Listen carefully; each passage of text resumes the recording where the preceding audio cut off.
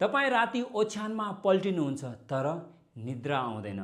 बारम्बार घडी हेर्नुहुन्छ, कहिले निद्रा आउला भनेर छटपटाइरहनुहुन्छ।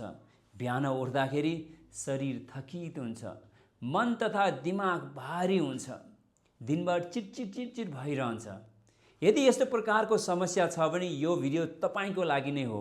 अन्तसम्म अवश्य हेर्नुहोला, किनकि अन्तिममा म तपाईँलाई एउटा यस्तो पावरफुल यौगिक अभ्यास सिकाउने छु जसले धेरै मानिसहरूलाई पहिलो रातदेखि नै फरक अनुभव गराएको छ।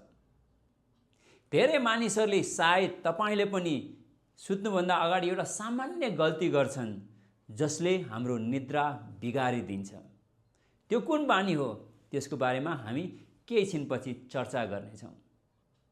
वर्तमान समयमा अनिद्राको बिरामीको सङ्ख्या दिनदिनै बढिरहेको छ, तीव्र रूपमा बढिरहेको छ, जसको कारणले गर्दाखेरि धेरै मानिसहरूको स्वास्थ्य बिग्रिरहेको छ। उनीहरू मानसिक रूपमा पनि पीडित भइरहेका छन् र आफ्नो कार्यक्षमता पनि गुमाइरहेका छन्। अब म तपाईँलाई एउटा प्रश्न सोध्छु है, तपाईँ आफ्नो मोबाइललाई चार्ज गर्नुहुन्छ कि नै? गर्नुहुन्छ। गर्नु भएन भने के हुन्छ? मोबाइलको ब्याट्री सकिन्छ। यही कुरा हाम्रो यो शरीर, हाम्रो यो मन र दिमागको लागि पनि लागू हुन्छ। निद्रा भनेको यो शरीरको लागि चार्ज गर्ने अवस्था हो। राम्रोसँग सुतिएन भने शरीर, मन र दिमाग चार्ज हुँदैन, र चार्ज भएन भने के हुन्छ? शरीर, मन र दिमागले पनि राम्रोसँग काम गर्दैन। अब कुरा गरौँ हामीलाई निद्राको समस्या किन हुन्छ। यसका 3 प्रमुख कारण छन्। पहिलो कारण तनाव। जब हाम्रो मन, हाम्रो दिमाग तनावमा हुन्छ तब शरीरमा कर्टिसोल भन्ने हर्मोन निस्कन्छ। यो हर्मोनले हाम्रो शरीरलाई अलर्ट मोडमा राखिदिन्छ। हामीलाई म सुरक्षित छैन भन्ने भाव जगाइदिन्छ, जसको कारणले शरीर सुत्न सक्दैन। दोस्रो प्रमुख कारण मोबाइल र स्क्रिनहरू। राति सुत्नुभन्दा 30 मिनेट अगाडि यदि हामीले मोबाइल र स्क्रिनहरू हेऱ्यौँ भने त्यो मोबाइल र अन्य ग्याजेटहरूबाट निस्किने ब्लू लाइटले हाम्रो दिमागबाट निस्किने मेलाटोनिन हर्मोनलाई नष्ट गरिदिन्छ, र यो मेलाटोनिन हर्मोन हाम्रो निद्राको लागि अति नै आवश्यक छ। तेस्रो कारण गलत जीवनशैली।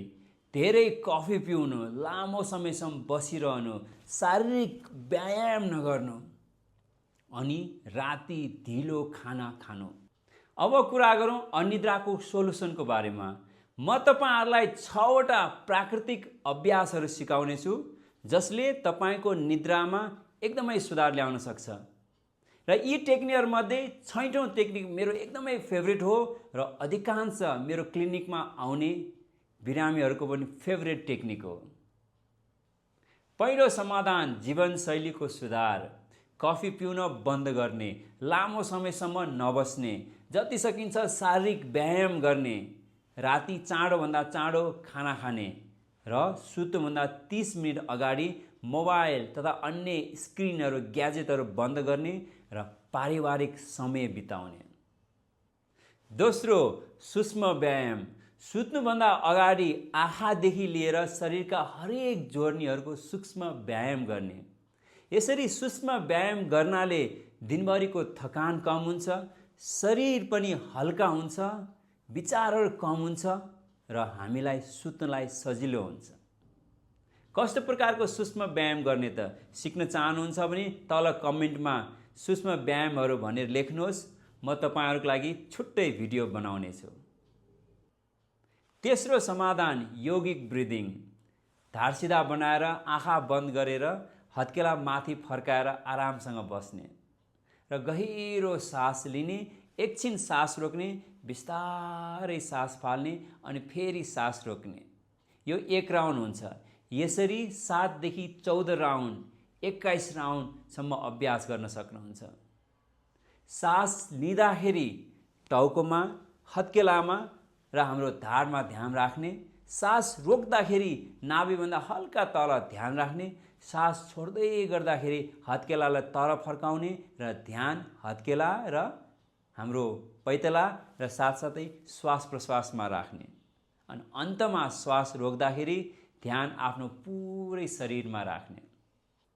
यो विधिले दिनभरि सङ्ग्रह गरेको नकारात्मक ऊर्जालाई क्षय गरिदिन्छ, सकारात्मक ऊर्जा हामीभित्र ल्याइदिन्छ, हाम्रो नर्भस सिस्टमलाई शान्त बनाउँछ र विचारहरू पनि शान्त हुन्छ, फलत हामीलाई निदाउन सजिलो हुन्छ।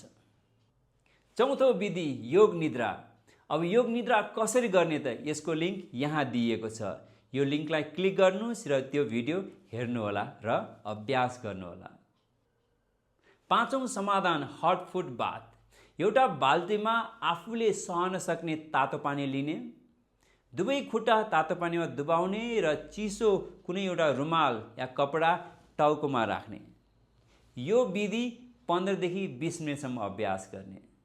यो विधिले हाम्रो निद्राको गुणस्तर बढाइदिन्छ। अब अन्तिम छैठौं विधि, मेरो फेभरेट अनि मेरो क्लिनिकमा आउने हरेक बिरामीहरूको पनि फेभरेट टेक्निक।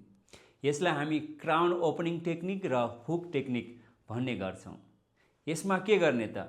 सिधा यसरी नै बस्ने, आँखा बन्द गर्ने र दुवै हातलाई यसरी कर्व बनाएर मजाले निधारमा राख्ने र बिस्तारै हल्का दबाव दिँदै दुवै हातलाई दायाँ बायाँ तान्ने, औँलाहरूलाई दायाँ बायाँ तान्ने र यसरी निधारबाट सुरु गर्दै टाउकोदेखि पछाडि घाँटीसम्म यसरी नै तान्दै तान्दै तान्दै जाने र घाँटीको फेदीमा पुगिसकेपछि हल्का दबाव दिने।